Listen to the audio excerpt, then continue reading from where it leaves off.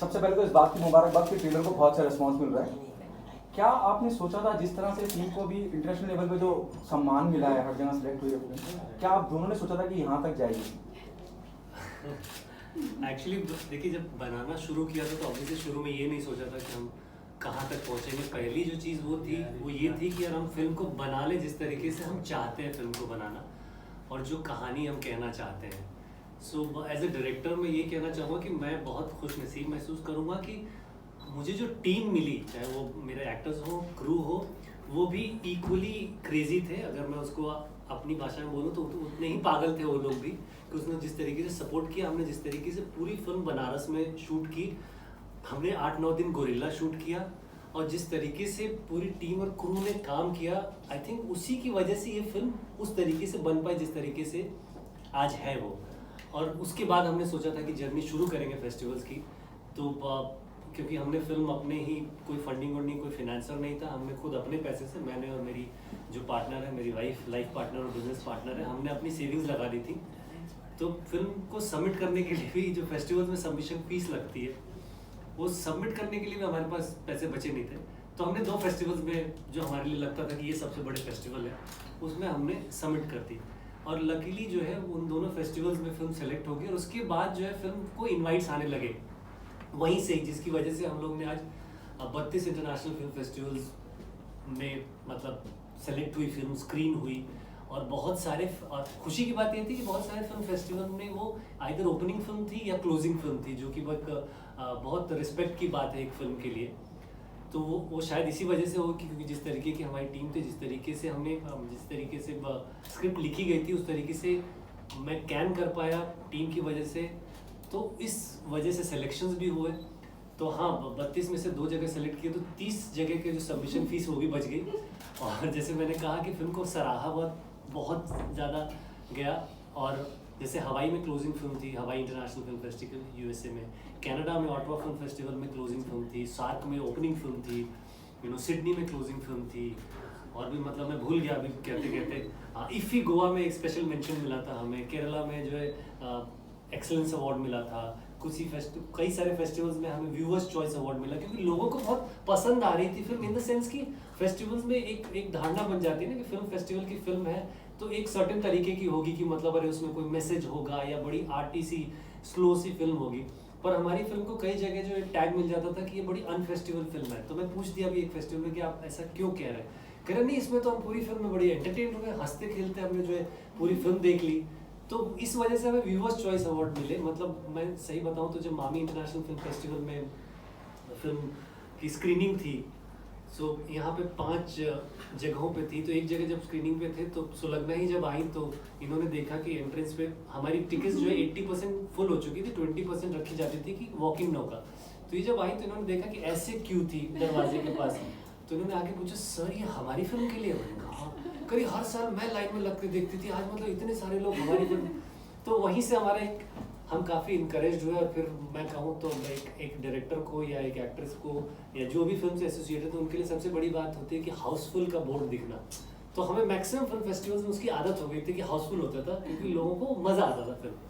आपसे पूछना चाहूँगा मैम कि थोड़ा सा, क्योंकि ट्रेलर तो बहुत लोगों ने देखा, लेकिन फिर भी जिन लोगों ने नहीं देखा उनके लिए मैं चाहूँगा थोड़ा सा डिटेल में बताएं वो तो फिल्म इज ऑल अबाउट।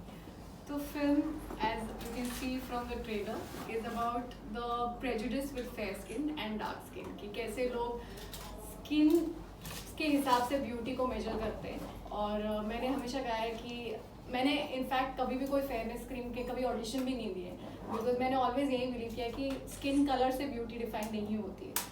तो ये एक ऐसी चीज़ है जो अनफॉर्चुनेटली बहुत ज़्यादा प्रेवलेंट है हमारी, not just Indian society, world over लोग स्किन कलर को इतना ज़्यादा महत्व देते हैं और उसी से डिफाइन होता है कि कोई सुंदर है कि नहीं सुंदर है, जो कि बहुत ही मतलब it's a very, we need to stop thinking like that, because beauty is from within. And मैं ऐसे ब्यूटी पैजेंट वाला आंसर नहीं बोल रही हूँ।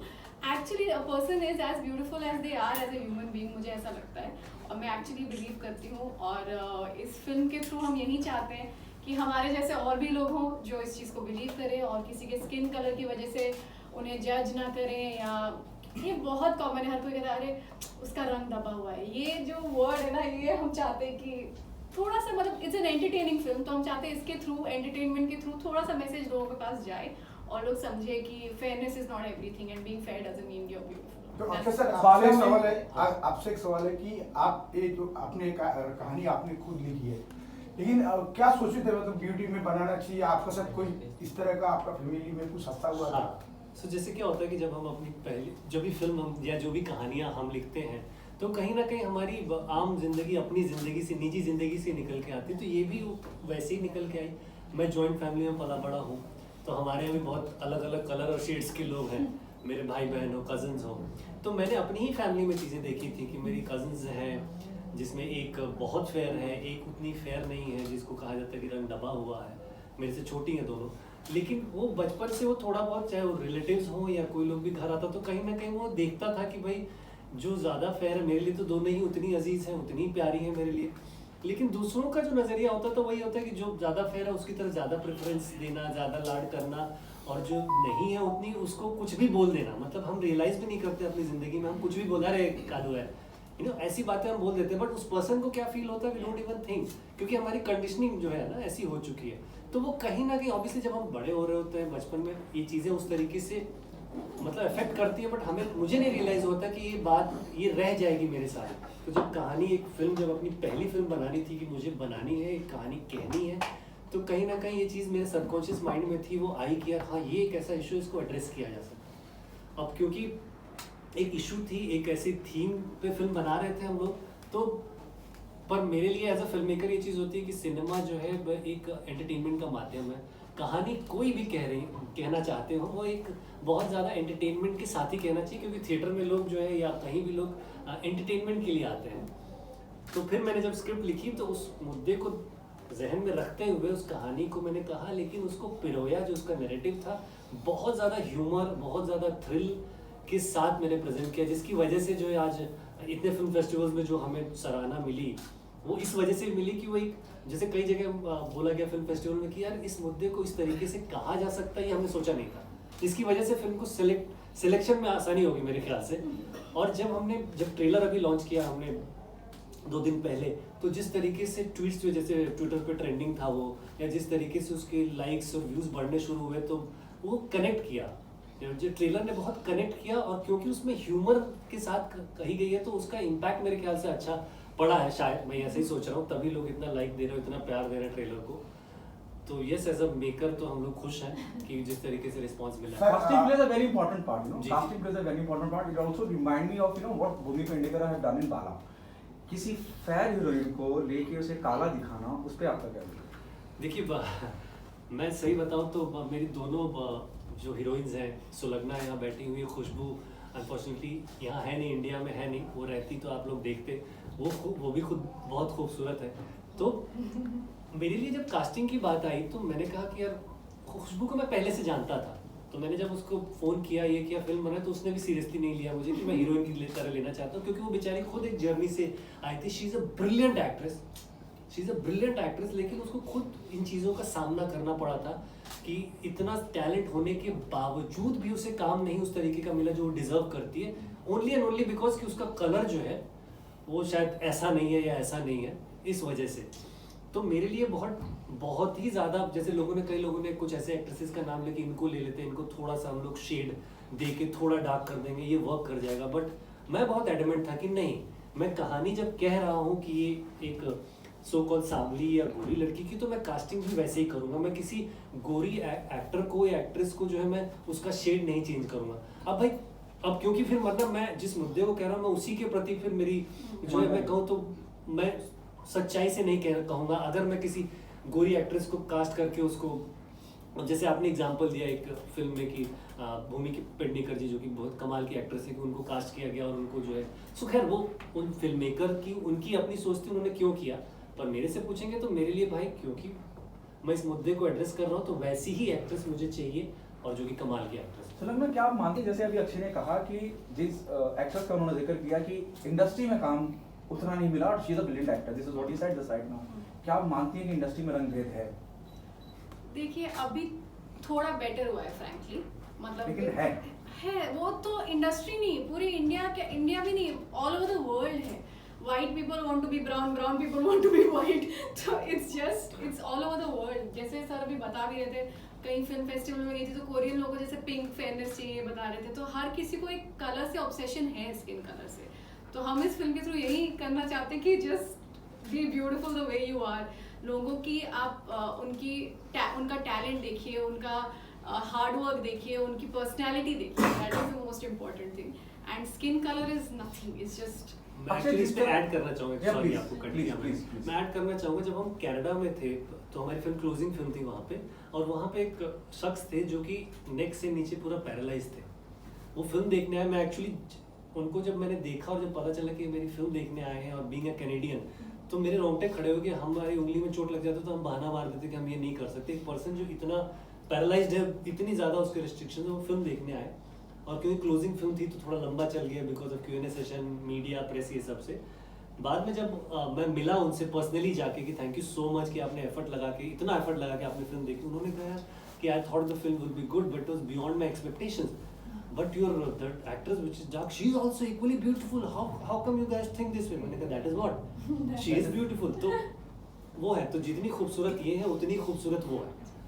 सो एक सवाल और, दबा नहीं है, बहुत ज़्यादा फेयर है। तो हमने ये इस तरीके से रखा कि भाई उनकी मदर ने या फादर ने ये नाम रखा होगा पिंकी। जो दूसरी कैरेक्टर है जो उतनी फेयर नहीं है, गोरी नहीं है, तो उसका हमने नाम रखा बुलबुल, जो चिड़िया होती है, बुलबुल चिड़िया जो डार्क होती है। तो उस चीज़ को दिमाग में रखते हुए हमने ये रखा था। और आप कहानी देखेंगे तो आप समझेंगे कि इसका पिंकी ब्यूटी पार्लर नाम क्यों है। क्योंकि वो बड़ी बहन जो है पार्लर चलाती है, लेकिन वो अपनी छोटी बहन से इतना प्यार करती, इतनी मोहब्बत और स्नेह है कि उसने अपनी छोटी बहन के नाम पे वो पार्लर रखा है। तो जो आप कह रहे हैं तो मुझे नहीं पता था, खैर अच्छी बात है कि ऐसे और भी लोग हैं। तो आप दोनों से भी जानना चाहूँगा, क्या मैसेज देना चाहते हैं ऑडियंस से, why they come and be a part of it, and what do you think Akshay is a USP of the film? Though everyone it is very much clear कि यूएसपी क्या है, लेकिन फिर भी मैं अगर इसकी यूएसपी मैं कहूँ ना, जो हमें क्योंकि लकीली हमें क्या होगा कि हमें ऑडियंस रिएक्शन ऑलरेडी मिल चुका है, जो फेस्टिवल ऑडियंस थी उससे मिल चुका है। तो आज मैं कॉन्फिडेंटली कह सकता हूँ कि क्या उन्होंने ग्रास्प किया। उनकी जो हमें सबसे ज़्यादा रिस्पॉन्स मिला वो ये कि यार एक ऐसे मुद्दे को इतने एंटरटेनिंग तरीके से कहने के बारे में, इवन फेस्टिवल डायरेक्टर्स ने बोला कि हमने नहीं सोचा कि जब हम फिल्म सबमिट हुई थी कि यार एक ऐसे मुद्दे पे इतने इस तरीके से कहा जा सकता। तो मेरे ख्याल से जो इसका नैरेटिव है, जो कहने का अंदाज है, जो कहानी कहने का अंदाज है, बहुत एंटरटेनिंग है। और मैं कहूँ तो उसमें काफ़ी मल्टी जॉनर फिल्म हो जाती है कि ह्यूमर तो है ही, उसमें ब्लैक ह्यूमर है, उसमें हुड एंड थ्रिलर भी है कि उसमें भाई एक मर्डर मिस्ट्री टाइप कहानी शुरू होती है।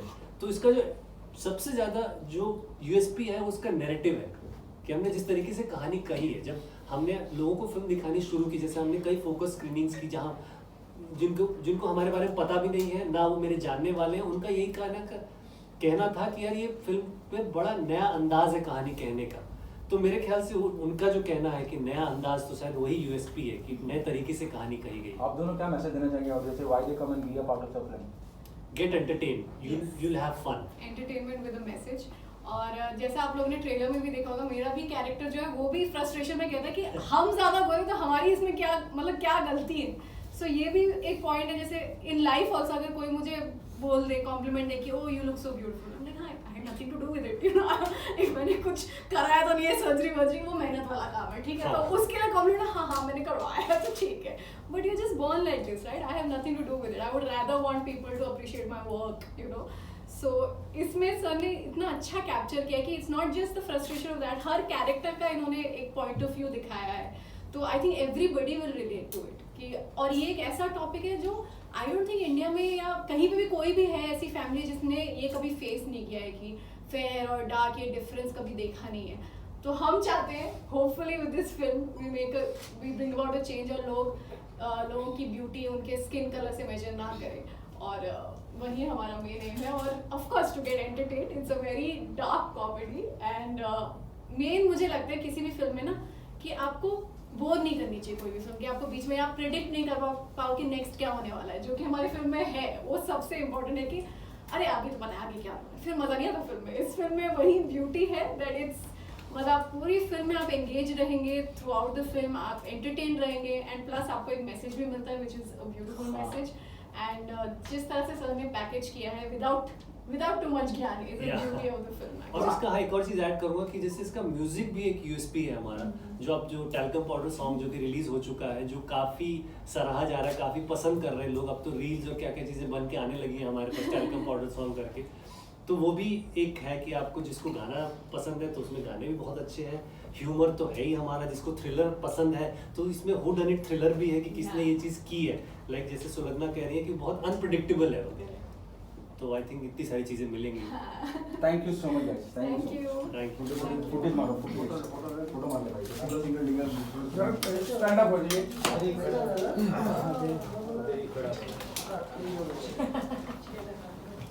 सिंगल बुक पे वो बैठ